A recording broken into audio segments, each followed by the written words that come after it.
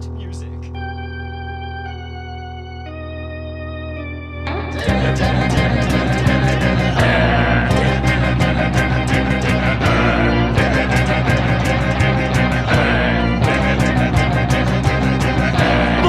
He's not a bat, he's a man who fights crime. And we're gonna watch him fight for a minute at a time. With John and Niall and a guest who doesn't rhyme. It's Bat Minutes!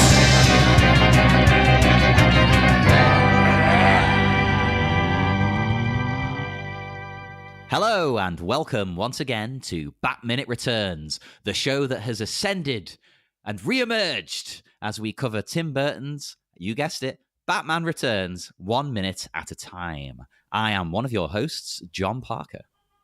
Well, I am the other host, Niall McGowan, still descended, but hopefully I'll get up there eventually. I thought you said distended at first, which just sounded painful. Oh, well, that as well. But we are joined once again by, well, I'm going to have to say it now because it's become his thing. Friend of the show, because we don't like any of our other guests. It's musician, traveling minstrel, Gaz Flint. I don't know if I like that. But Rack on tour. You could go Rack on tour, Gaz Flint. That should have been the greeting the whole time. No, I want him to be my personal minstrel. Like, what's his name in The Holy Grail?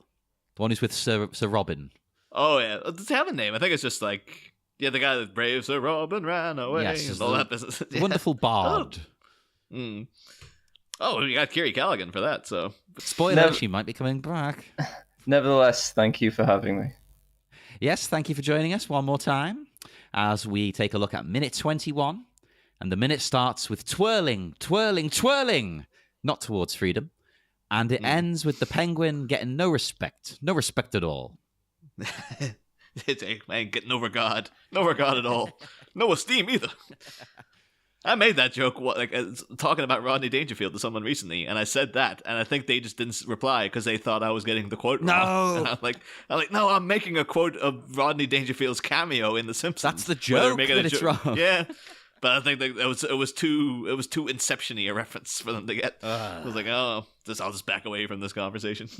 1 minute, guys. The cat's being a dick again. That's staying in. Any cat-related mischief stays in. The cat knows. She knows you're talking about the penguin. All the cats are united with the penguin and Max Schreck. So they're known to be both hated by cats. Do you think Penguin and Catwoman especially bond over the consumption of fish? Oh. So no, we don't see them share a meal at any point, so... That seems like that's something you would write in straight away. Like, we need to see them both eating a fish. I thought, there could have been so many, genuinely romantic scenes. There could have been a whole subplot about you had done that, where it's like, Kyle is seeing Bruce Wayne, but Catwoman seeing the Penguin. Oh, that'd be great. Oh my God, that'd be so good. And it could be like Lady and the Tramp, but they're eating a fish. That'd be a beautiful moment. At the end, though, it's like the Penguin's played by Tommy Wiseau, and it's just basically like a remake of The Room. I was like, Catwoman's betrayed me. She was my future wife. I'd watch that in a heartbeat. But back to the minute. Starting the minute. We are with the Penguin, still spinning his umbrella at Max. He's been doing that for a couple of days now. That must be getting tiring. But Max here says he isn't being hypnotized, which is bizarre because he's acting like he is being hypnotized. I have to say, though, because, again, I had a lot of praise for DeVito's, spin and opening and twirl of the umbrella there in the previous minute. But I will say that this rotation he's doing, this has to be mechanized, because as a kid, obviously big fan of Batman Returns, every time I was near an umbrella, I was doing penguin-related things. So I tried to twirl an umbrella as consistently as he does in this scene. And you can't get that level of motion. Your hands won't work that way. It'll be too stilted and stuff. It won't go that smoothly. So this has to be a mechanized umbrella. Like, he's not just doing this by hand. I'd say I'm pretty good at it, right? But I don't have fake penguin flipper hands. Now imagine trying to do it with them on. That. Yeah, it's probably a mechanized one then. Yeah, 'cause you've never. But then in theory, he could remove them. But then would they want to remove them and then have to put them back on again? I enjoy the way that you dismissed my claims that it can't be done. It's like, well, you're obviously just being an idiot. Of course you could do them if you had normal hands. No. I'm telling you, John, it can't be done. I'm saying in my head I'm pretty good at it, but I'm not this good. Don't get me wrong. You ain't got the umbrella skills of DeVito, where he's no, who does? I was like, actually got originally hired for the job because he actually has a degree in umbrellas. That's like, oh, this guy's perfect. I wonder if that's an actual degree. It's got to be somewhere. You can get a degree in anything these days. You can get a degree in like David Beckham. So it's like, you're pretty sure you can get a. Oh, why would you want it though? It's more because like, people who do like philosophy degrees already get stick, even though that's a genuinely interesting, like worthwhile, topic to study. But then you go and you put that on a CV. People are like, oh, philosophy, shouldn't they? But like, if you put on, I have a degree in David Beckham or umbrellas, any employer sees that, they're just gonna be like, so what were you doing? This isn't. You weren't studying anything. What? Like, I guess it's it could be like, well, if you have a degree, as long as you passed it. It means that you're good enough to get through a university training program, I guess. But no, I can imagine a degree in umbrellas being quite handy. I mean, because, well, for example, in Hong Kong, where I'm living, everyone has an umbrella because it rains. It's a tropical country, so it's either really sunny or it's pouring it down with rain. So, have you ever seen an umbrella like the Hypno disc umbrella that he's got here? No, but if I do, I'm buying it. Yes. Oh, because I was saying, like, if you see one, because I know you're leaving tomorrow, but if you see one and the next day, buy it and I will give you the money for it because I want one of those umbrellas. I'll keep my eye out tomorrow. Hey, someone will make these on like Etsy or something. Oh, they've got to be. But we'll say though about the old Hypnodisc thing here. This strikes me as a very Tim Burton-y kind of thing as well. Because one, it looks very Tim Burton-esque, this swirling black and white thing that was featured in some of the posters, this umbrella and everything. But it's more the fact, because you imagine this sort of, the Hypnodisc is a thing that seems to be popularized by a guy called Leon Van Lowe, who was the author of The Practical Lessons in Hypnotism. And he looks very much like Lennon. Which is weird if you see him. It's like, oh yeah. Or I guess the old-timey magicians, because he's got like the sort of Ra's al Ghul-esque hairline and the intense beard. And he looks like he would like be able to, mesmerize you. So he looks like a Batman villain. If only he would worked with Lenin. That's my own personal thinking. But he popularized the Hypnodisc in his works. But like you imagine, it's much more of a kind of a kitsch thing, though. You can imagine like old 1950s and 60s comic books, the things like you would have got like the trading cards of Mars Attacks with that kind of thing. They would have had a little thing like you can buy a Hypnodisc and hypnotize your friends and all that kind of business. That's where I imagine like Tim Burton's interests lie in that kind of kitsch, retro kind of stuff. You know what that's made me just think though? Like, what's weird to me? Tim Burton saying he wasn't a big comic book reader and stuff. Okay, granted, he did try and say, well, he was kind of dyslexic. Maybe it was that. But he's really into kitsch. And comic books come in that realm, I would say, at that time especially. Like, so you think if he's into Mars Attacks bloody cards, he'd have been into comic books. Yeah, well, I guess, maybe just like... you just have your particular tastes. So he's like, I like this element, but I don't like the whole. But again, he was very much like he did read comics, but he had difficulty reading them because of the dyslexia and whatnot. And that sort of got to remember the whole Kevin Smith used to make fun of him about that. I was like, well, anyone, because the quote was supposed to be, anyone who knows me knows I would never read a comic book, and Kevin Smith was like, well, that explains Batman then. And then apparently I think he had to actually eat his words and apologize for it, going like, oh. Because he was dyslexic. Well, how do you explain yoga hoses? Yeah. Well, there's about 5 good minutes of yoga hoses, and it's at the very beginning. So just watch the opening credits, where it's the 2 girls singing the cover of the Anthrax tune. That's pretty good. And then the rest of the film just promptly walk away. I don't know what you're talking about. Oh, it's Kevin Smith's last movie. Oh. He made a film starring his daughter and Johnny Depp's daughter called Yoga Hosers, where it's about them fighting like little Nazis made of bratwurst called Bratzies. and it's one of his self-funded kind of. Is there a reason I've not heard of this? Yeah, it is genuinely awful. Like, it's not even got the kind of Right. Okay. it's not because even like Tusk had the kind of lure of like, oh, I want to see what he looks like when he's in when he's been transformed into this walrus. That had an allure to it. Yoga Hosers has no allure. There is literally nothing to recommend about it. But yeah. I did do a little bit of looking into just a general curiosity, the history of hypnotism. Oh, So I found out that apparently hypnosis dates back for millennia. Like it's just a thing that's always seemed to have existed in humankind. But one of the earliest sort of things people know about it was that the Hindus of ancient India used to take their sick to temples for a temple sleep, which was a meditative practice to communicate with the gods, which is sort of basically like what would become hypnosis. And then it was one of those things I was like amazed to find out that like the guy who created mesmerism, who was called Franz Mesmer, which is like, oh my god, he was actually called Mesmer. That's amazing. Yeah. That's proper. Like, oh, the Earl of Sandwich invented the sandwich. I didn't know that. That's crazy. But yeah, in 1770, he started investigating mesmerism, which is the control over others, and animal magnetism. And he used to do a whole thing where, oh yeah, baby, he would do things with magnets, always with the magnets. This guy, and apparently, one of his things was like he'd be able to cut people's arms open and they'd bleed out, and then he just like put magnets over them, and then they would stop the bleeding. But to be fair to him, he kind of almost discredited himself in terms of like this led to basically what we know now as placebos. Because I've got this here. It says like after moving to Paris and becoming popular with the French aristocracy for his magnetic cures, the medical community challenged him, and the French king put together a board of inquiry that included chemist Lassavier and Benjamin Franklin. Ooh. And Mesmer refused to cooperate with the investigation, and this fell to his disciple, Dr. D'Eslon. Franklin constructed an experiment in which a blindfolded patient was shown to respond as much to a non-preparatory as one that had been magnetized. And this is considered perhaps the first placebo-controlled trial. Oh, so okay. there you go. There's Benjamin Franklin and Franz Mesmer, in a roundabout way, kind of co-created the concept of a placebo. So That's crazy.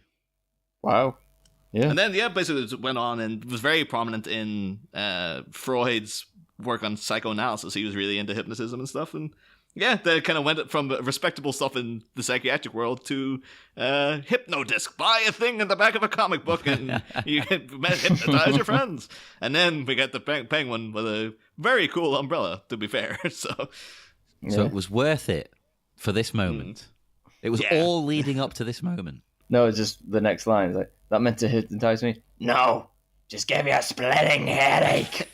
But so a line that, ironically, trying to deliver it in that fashion will give you a splitting headache. Yeah. Headache. Some of those things DeVito has to say in that voice is like he must have been just wrecked afterwards, just having to put on that voice all the time. But I love the way he says that, of course, and then he out of the end of the umbrella fires a bullet. Oh wait, no, it's just a blank, but it's still bloody terrifying. Let me tell you. Blanks you, baby. That's a great idea for a weapon. I think it's incredible. But have you noticed all the penguins when he shoots the blank? What they all look like? No, they're definitely animatronic. Oh, right, I see. Yeah. I know what you mean.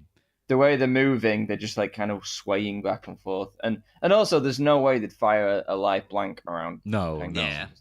Well, even a blank. I mean, they're going to be terrified of that.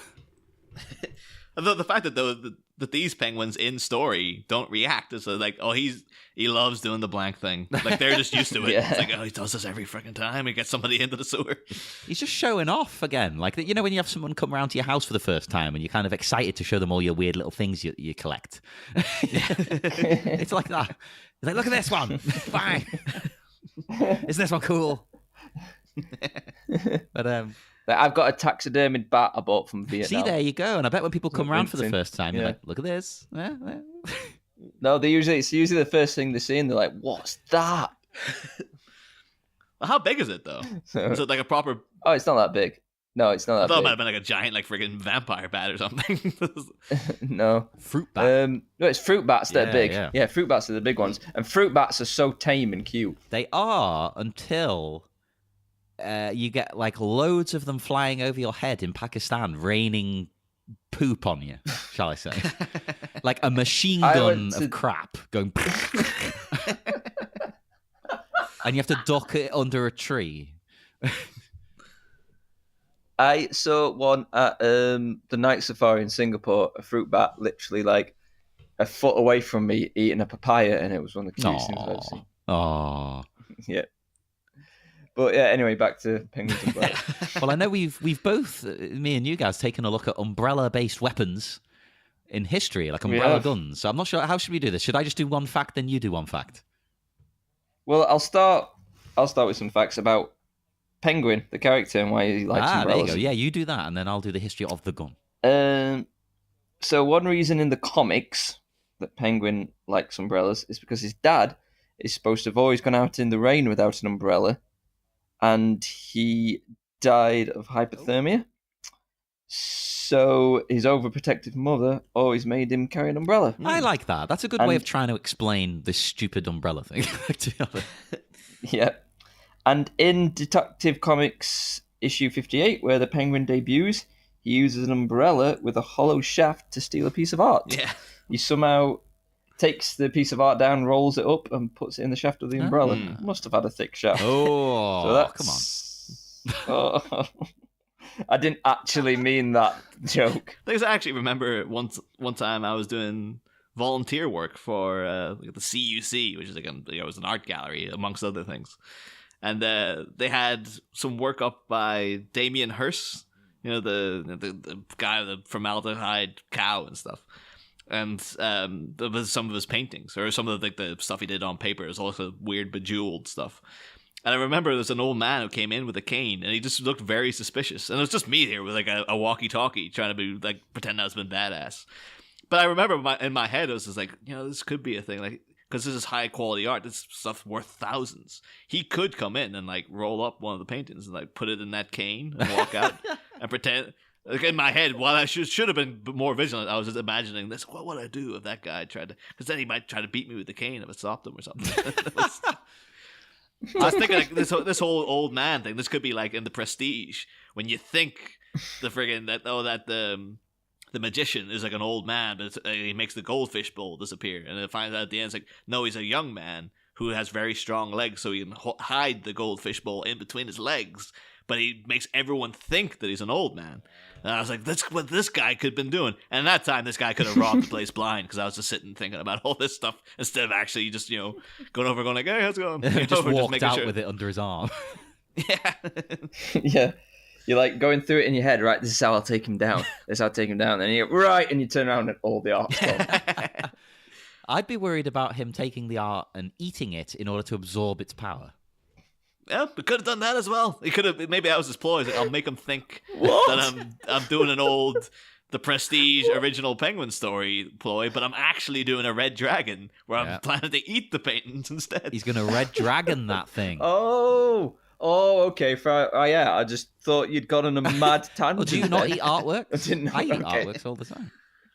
I just know whoever I'm assuming it's like in the Louvre or something, but wherever that Red Dragon painting is, since that book came out, there must be people coming in, but like, hey, wouldn't it be funny if I tried to eat it now and stuff? And like, have you ever read, the book Red Dragon? Yeah, we know about the whole friggin' it comes in and eats the painting. Yeah. We've worked here. We've worked with this painting for 20 years. We know all the jokes, all right? I bet loads of people want to get a picture pretending to bite it, like, okay, move along. No, it's like you literally can't even get that close to it, so no way. Did you have more on that, Gaz? You said. No, I think that's it for when the Penguin uses umbrellas. I researched like the debut of Penguin uses umbrellas, but I've also researched umbrella guns. So you go first. I'll mention a couple then. I won't do all of them in case you have some similar ones. Because I did look at umbrella-based guns because I thought, are they real or are they just in this and spy movies? So I had a look, and they weren't widely used. It wasn't a big thing, but they have been used on occasion. And it was invented in the 19th century. It was a spin-off of the popular cane gun, which is, as it sounds, it was a walking cane, a gentleman's weapon, one could call it, a walking cane which you could fire either out of the end, or they would have a pistol in the handle that you could remove. That was a good sound effect. I put in a real sound effect now. And in the 60s as well, American intelligence agencies were developing real-life versions of the Penguin's sneaky little weapons. So the CIA reportedly created a stun gun umbrella that would shoot darts from its tip, which is incredible. I've got it here as well that it was 1823 when the umbrella gun was first patented. Ah, there you go. Yeah. And there's apparently a guy called David H. Fink, who's a collector of umbrella guns, and he has many from the 1800s. What a god. I hope he has an umbrella. I was going to call him. I hope he has a museum of them. I think from the sound of it, he might. And he says that umbrellas aren't the only household item to be turned into a concealed firearm. Makes sense, yeah. Yeah. Well, did he give any other... There's no examples. No. It's like, no, I just want to keep you on your toes. It could be anything. It could be anywhere. Yeah. That doesn't help someone with anxiety, let me tell you. It's like you put a piece of bread into a toaster, all of a sudden you get shot. It's just... I did look as well, because in 1978, a man called Georgy Markov was on his way to work where he worked at the BBC in London, and he felt a sharp sting on his thigh. Like, oh, what's that? Behind him, he saw a man picking up an umbrella. So it's like, that's a bit strange. The man spoke, this is the detail, I didn't say this, the man spoke in a foreign accent. So, okay, that sounds a bit racist, but okay. He apologized for bumping into him and hurried along into a car that quickly drove him away. But then the next day, Markov got very ill. He came down with a fever. And 4 days later, he died. Really? Jeez. Yeah, it turned out it was ricin poisoning. Yeah. And the Breaking Bad poison. yeah, the Breaking Bad poison. And the medical examiner found a tiny pellet, less than 2 millimeters in diameter, stuck in his leg. What was the deal? Like, was he just worked for the BBC? Like, Well, he works for the guy. BBC now. Oh, Gaz, you've got it, have you? Go ahead. Yeah, Georgy Markov. He was a Bulgarian dissident writer. Oh, right. And he was assassinated in London by, they believe, to be a member of the KGB. It's crazy. It makes him sound like it could have been like a cool assassination, but the fact that the guy was picking up the umbrella, so clearly he shot him and then fumbled and dropped the damn weapon like an idiot. It's like, oh, it would have been such a cool way. If they ever make a film about this, and then drop the umbrella, okay? That never happened. Yeah, the guy was probably crapping himself. I mean, for a start, he's being asked to assassinate someone. Secondly, in a really weird fashion in public. Yeah. Imagine he went to like the meeting with his like higher up, and they're like, "Here's your weapon," and they're giving him an umbrella, and he was just like, "What the hell's this? What am I meant to do with this?" It's crazy, but yeah, I mean, they did. It was turned into a gun to deliver the ricin pellet. Yep, known as the umbrella murder. If you want to Google it. I got very creative with that one. It's like the Penguin's like, I don't like this whole subtle way of killing people via umbrella, though. What if it had like a giant blade that came out of it or something, or like just it turned into a flat out machine gun? Yeah. But I'll add, on the website that I was researching all this and reading this, there was lots of ads around it, and they all had plus-sized models on them. Is that because the Penguin is plus size? I was wondering that. They know that the only people who want umbrella guns are people who are plus size. Penguin aficionados. Yeah. And I just thought it was quite funny. People, role-playing the Penguin in the bedroom again. As we all do. I was like, don't try to normalize it, John. All right? It's like, I'm going to make it a thing. It's been like launching Twitter campaigns and stuff about like hashtag DeVito in bed or something. I think we need to accept this lifestyle, okay? Well, we'll get to it later on. But the Penguin's sexual appetites in this movie are bizarre. Because he mentions something later on about a French flipper trick in regards to talking about a woman. And it's like, what is that? Like, okay, we'll save that for when that pops up. Do we want to know? It's just so Frank Reynolds, some of it. Yeah. Oh, well, in this minute here, Penguin now points out that he wouldn't shoot Max because he's gone to all this effort for a purpose. That is a very good point, and I don't know why that didn't dawn on me going minute by minute. Would I go through all this trouble just to kill you? Great impression, and a great point. Like, because he could have just killed him in the street with a ricin umbrella. Mm. Well, I do like here the he's delivering that though. Like I think I might go ahead and say Poodle Lady in this might be my new Bob, like the favorite henchman, because like even here she's sitting doing nothing, but she's sitting with like this is one of the few times you see a little smirk on her face, like she likes that Shrek got flinched by the blanks, and she's just amused by the whole situation. One of the few times where she'll ever actually crack a smile and stuff. She's my favorite goon. I think most people would go with the organ grinder. But he's too obvious. This woman is incredible in every scene. She seems she reminds me of kind of almost like Tim Burton has messed around with this type of character before, because it's a bit like Lisa Marie when she's in Mars Attacks as the weird alien woman. She kind of glides in very weird and sort of unemotive and stuff. But I think it might be like a reference to Vampira in Plan 9 from Outer Space, because her whole thing was just sort of gliding around and been completely silent. I thought that was in Mars Attacks. That was the reference, at least. Yeah, but maybe this could be as well, because Poodle Lady does talk later on, and this she has the whole something's approaching, very large, very fast. But like throughout the rest of it though, because she is just sort of this silent, weird woman gliding throughout the scenery, it's kind of like maybe there's a bit of a Vampira in Plan 9 kind of vibe to her. But yeah, I wonder if when she was laughing, she wasn't meant to smirk. She was just, the actress was just like, what the going on? Danny DeVito's dressed like that. Christopher Walken's got this hair, and I'm surrounded by penguins. That sounds like the best day of my life. I know, yeah. And you're holding a dog as well. That's great. And in fact, have you been on the Batman Wiki page for the dog? Even the dog's got its own Batman Wiki page. Have to save it for when the dog becomes a prominent character. I've been looking on that Batman Wiki page quite a lot. I've not found anything as good as, what was it? Napier Hood in blue pinstripe. That was the greatest of all time. That killed me. That absolutely killed me. But, it was weird though, because I think later on we found out like hoods that had lines and stuff didn't get a Wikia page, but that guy did. Like, what the hell? He'll have been friends with someone on the crew. I love her with the dog though, right? Because it reminds me of my favorite thing in Dune, which, is a movie a lot of people don't like. But the best thing in that movie is just Patrick Stewart going into battle holding a dog. It's the funniest thing. I think I've rewound it about 5 times.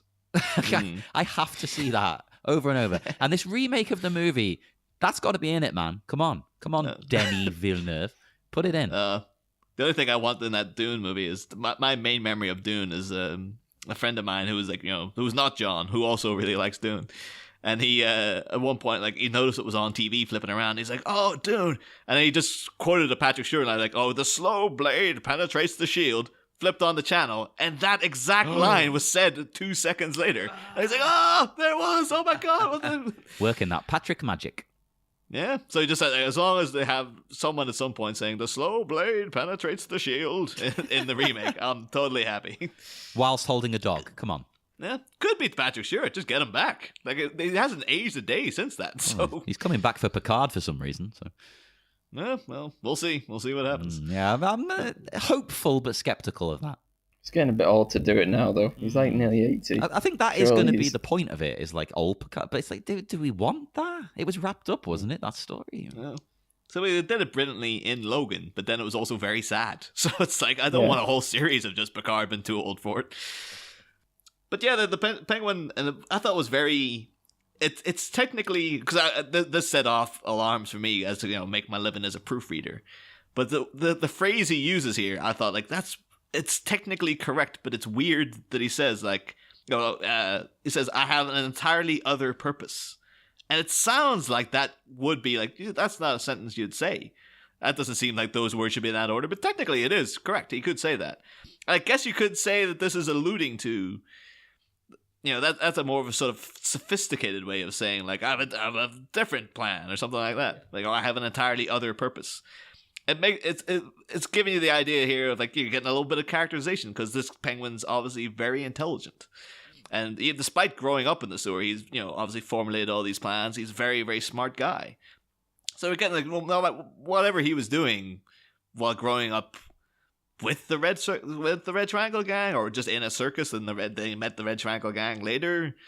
But he was obviously, despite his unfortunate physical appearance, he at least sort of achieved well, intelligence-wise anyway, because he comes across as a smart guy. But a bit like Frankenstein's monster, I was thinking, like maybe he's sat in the sewers on his own, just reading books.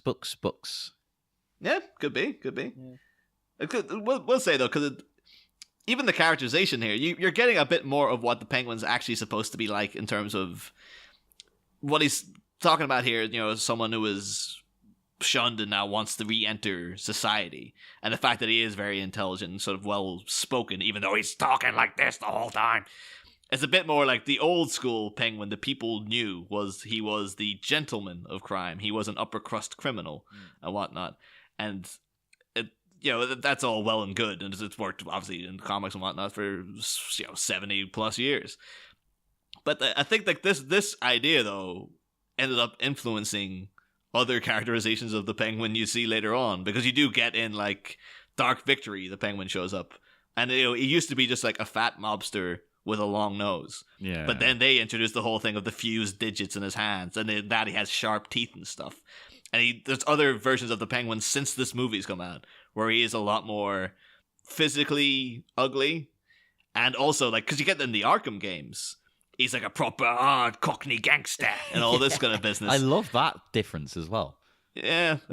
So they've taken a bit of like, oh yeah, it's the roughness of the Burton Penguin, but he's still upper crust and whatnot because he's kind of come from the Cobblepot family. But he has got a bit of a... You can see the DNA in between him and Danny DeVito and all this business. I was stunned to find out there recently with I think in the Arkham games it's a guy called Nolan North who does the voice. Oh, that's Uncharted. He does Nathan Drake in Uncharted. Yes. Yeah. But I know you played Arkham Origins, Gaz, but like you remember there's a bit in it where like you're introduced to the Penguin, and then he has like a henchwoman or a henchwench. Yeah, he has a few floozies, doesn't he? But there's one called Candy that he keeps coming out about. And I remember when playing the game thinking, that is the worst English accent I've ever heard in my life. Because when Batman shows up, she's like, oh, we got a bright, naughty geezer here. Oh. Proper naughty. And I was like, oh my God, why couldn't they just got an English actress in? And then a while back when I was watching that recent film, The Love Witch, there's an English woman in it. And I was like, oh, I wonder what she did. It was her. It was an actual English woman doing that voice, sounding like the worst English accent I've ever heard in my life. To be honest, I always thought that. You're going to hate me, Niall. In Frasier. What's her name? The English character? Oh, Daphne. Daphne. She's English, but there's no way in hell she sounds English. I'm baffled by that voice to this day. Apparently, that I do know that's because she's not Mancunian. Apparently, John Mahoney, who played Martin Crane, he was born and raised in Manchester. He's and then he moved to America, and the American accent just became his accent. But there's a couple of episodes where you do see him mocking Daphne, going like, "Oh, I'll have to fix me hair," and all doing a faultless Manchester accent. And apparently, it was him who taught her, like, "Oh, this is how you talk like a Mancunian," basically. That's insane. Well, she wasn't very good at it. I apologize. I will not have any bad mouthing of Frasier on this podcast, John. You just get the hell out. Oh, I like the show fine, but that always confused me. Like, what? Can't she just do her actual accent? But I guess maybe they just had a thing. Like, no, she very specifically has to be from Manchester. But the thing is, if you watch the show later on, they get in, they call him the guy from... was Anthony LaPaglia or whatever you call him. It's like an Italian-American actor plays her brother Simon. And he is the worst English accent you ever hear. I remember that, yeah. Yeah, how's it going, Frasier? And then like later on they bring in like Richard E. Grant and Robbie Coltrane or other brothers. What? Like, well, I guess at least you got English actors this time. But What's going on? anywho, What was it? I think I did. Oh, but the other thing, though, because I think there are currently rumors, though, of the Penguin might be the villain in the Matt Reeves The Batman movie. It's about time, I think. God. And the thing is, I'm sorry about that, though, because Matt Reeves, great director, did those last 2 Planet of the Apes movies. They were fantastic. So I do have, and they seem to be taking their time with it. It's a real, like, we're not rushing this one. We are going to try to make this one work. They'll still mess it up, though. Come on, with like... I've heard individually, though, like, they said, right, the Penguin might be the villain in it, and then they also said Andy Serkis has been courted as a villain in it.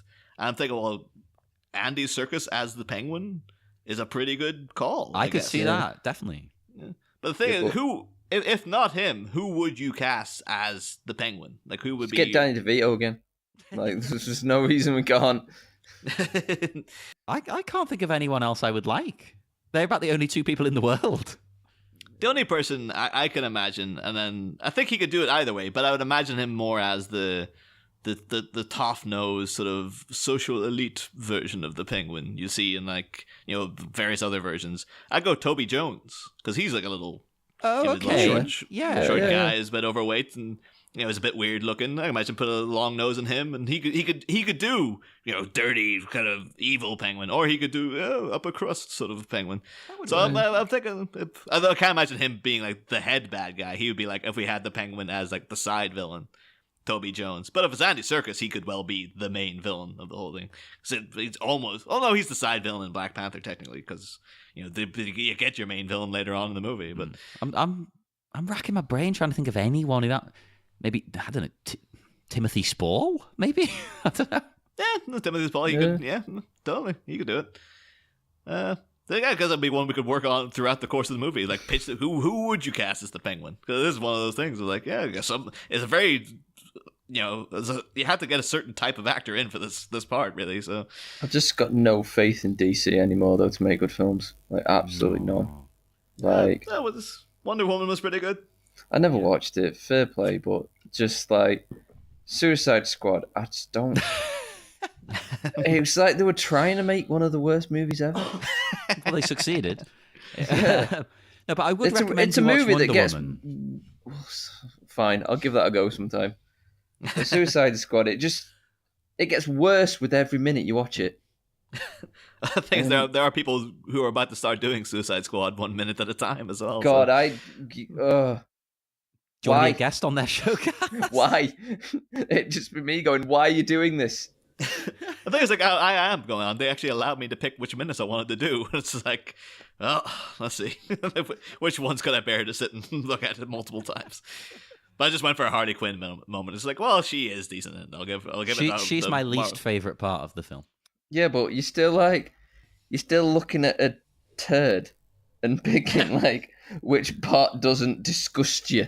Like, to be fair, those guys though, they're just doing the whole DC crop. I think they have said that they know that Suicide Squad's going to be torture. Like, they don't like it themselves. So, like, they think they're just like, well, to do this thing properly, we have to go through Suicide Squad to get to Wonder Woman and all that. Yeah. Do it right, and then you've got the glory of Wonder Woman waiting.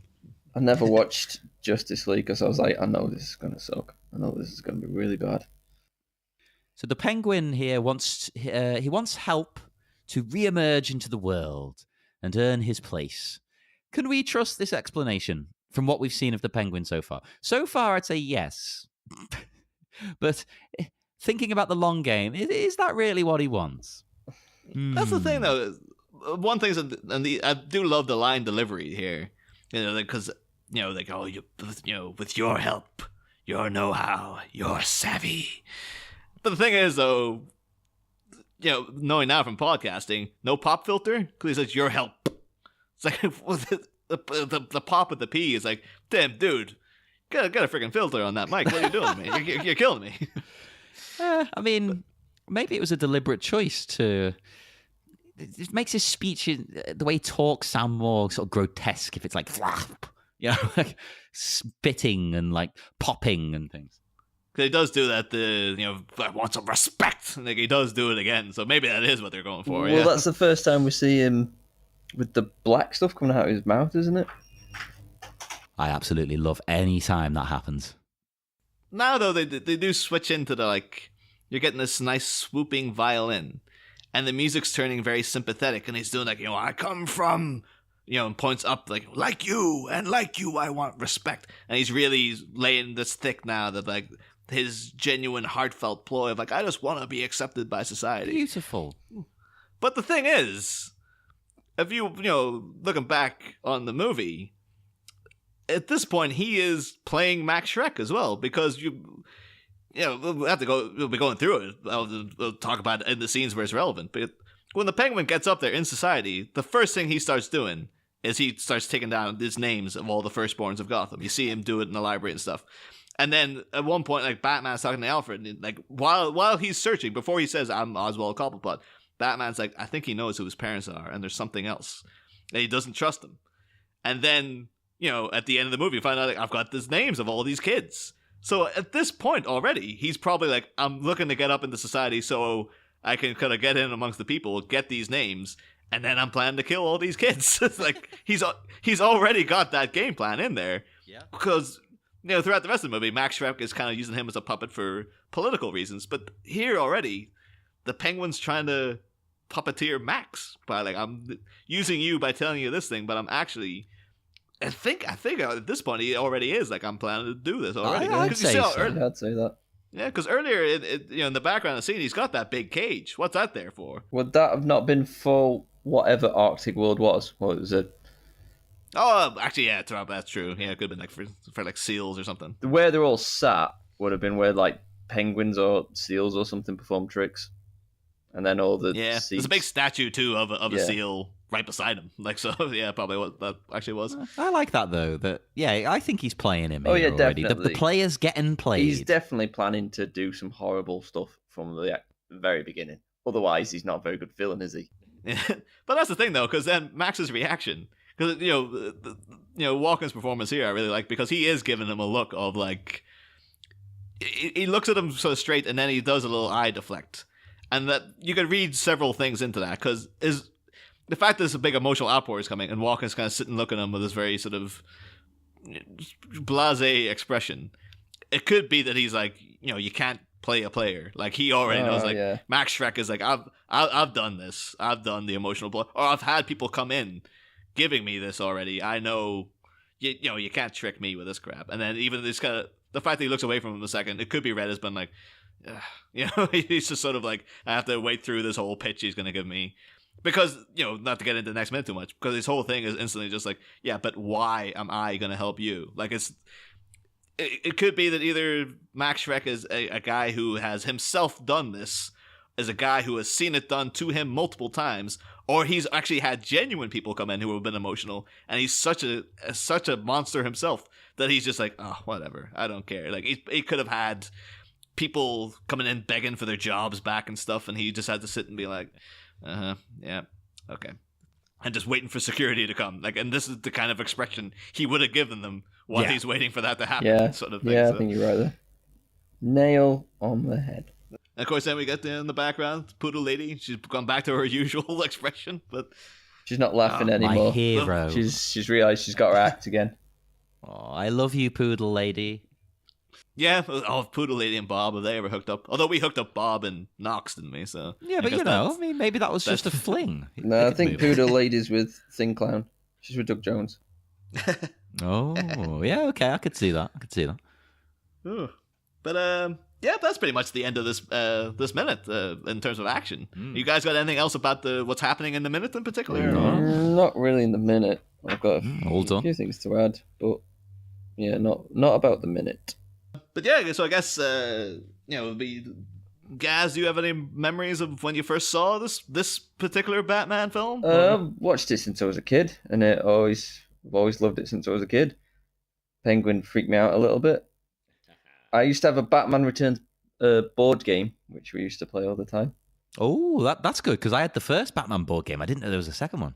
Yeah, you had to stop Penguin from blowing up Gotham or something. And you built like kind of a cardboard Gotham City in the middle. Amazing. Of the board, yeah. And like I say, it's just a movie I quote all the time. You flush it, I flaunt it. Oh my god, that was good. Yeah, I just love this film. But like I've said, I always say to people, don't view this as a Batman movie. View it as a Tim Burton movie. And I think that's apparent from the opening scene. I watched it with my girlfriend the other day who'd never watched it. And she was like, oh, I don't want to sit down and watch a Batman movie. I'm like, right, okay, watch the opening scene. And just when Pee Wee Herman and his mum wheeling him in that cage cot over that bridge, and like there's a Danny Elfman score, and you just see the background. She was like, God, this is so Tim Burton. I was like, yes, I told you. That's the thing. I think like there's something for lots of different people here. Like if you're not really a superhero kind of person, you're gonna like the movie still anyway, probably. Yeah. That's fine. It's not like you're watching Iron Man and you're not into superheroes. It's not like that kind of thing. Yeah, like I say, it's a Tim Burton movie that has some Batman characters in it. Yeah. And that's a positive to me. Yeah, I have seen people criticize, like there are people out there, I remember Kevin Smith in particular, who really criticizes this movie because it's such just a Tim Burton movie. And they're like, what the hell is this version of the Penguin? That's not the Penguin. And that's not Catwoman and all this kind of stuff. And it's like, maybe I'm just more lenient because I grew up with it. But I'm like, but this is great in its own right, though. So yeah, exactly. I agree with you. It's not what it should be in the comic, but it's still fantastic. Yeah. Plus, the comics constantly change the characters and their backgrounds and stuff. So it's just another interpretation. I'd talk about Michelle Pfeiffer in that outfit, but I don't want to sound creepy. I'll be honest. Like, let's just get this out of the way. I think we all enjoyed that. Yeah. No matter the age, no matter our sex, our gender, I think everybody was appreciating the look. Yeah, totally. It's good. Let's just leave it at that. But I did notice some shots earlier on in the film, and I'm guessing there's going to be shots later on when you actually see Gotham City. It really reminded me how Gotham City looks in the Arkham games. Oh yeah, I think they've taken a lot of that, just the big statues and stuff, which is obviously a very Tim Burton film. Yeah, I think the Arkham games in general, I mean, I absolutely love the Arkham games. And I say to anyone, if you want to know what Batman should be to the comic books, but you're too lazy to read the comic books, play the Arkham games. But my main criticism of this movie would, as much as I think they're cool, the Red Triangle Gang, it seems like they should be henchmen for the Joker, not Penguin. Yeah, that is.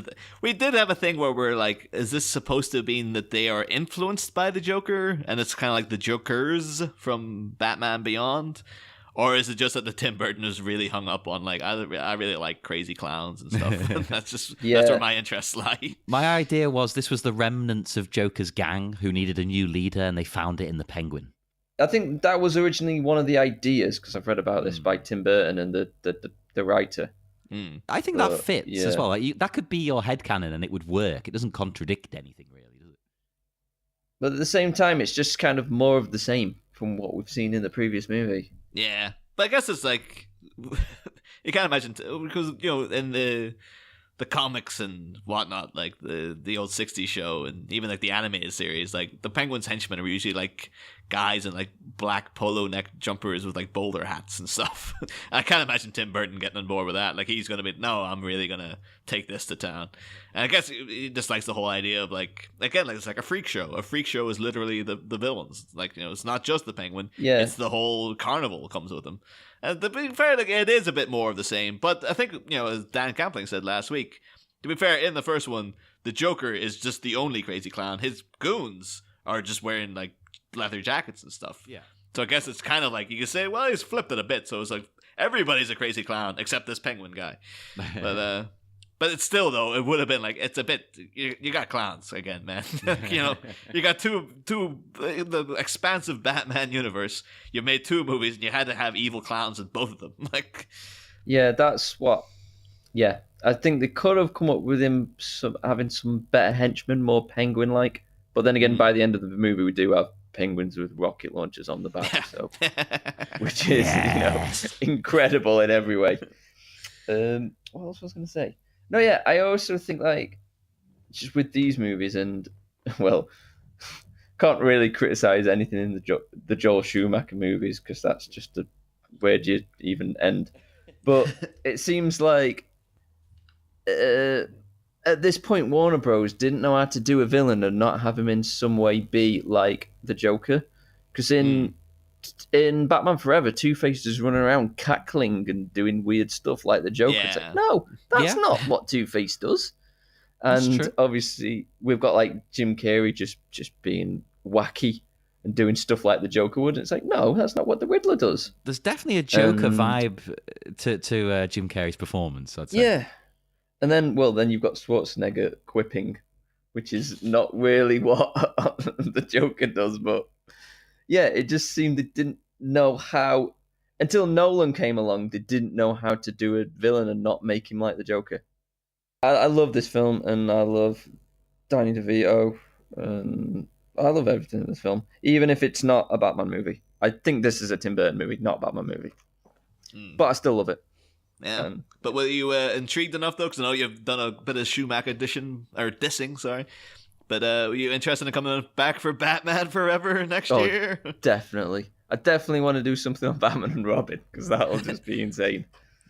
I guess so, because we've actually got like the flaming lips are in Batman Forever for like a split second. So I guess you'd have to do that scene. Oh. Technically, it was like, oh, here's the flaming lips. I thought you were going to say that we've got the flaming lips coming on the podcast. I don't know. I'm not really a huge Flaming Lips fan, but they're all right. I thought you were. I don't know. I thought you were for some reason. I was like, I like them. I wouldn't say they're one of my favorite bands, but they're all right. Yeah. And weirdly enough, too, as I recall from being a kid, on the soundtrack album, Nick Cave does a song, which is something I guess we'll have to research. But... Yeah, that's news to me. There's some good music in those next two.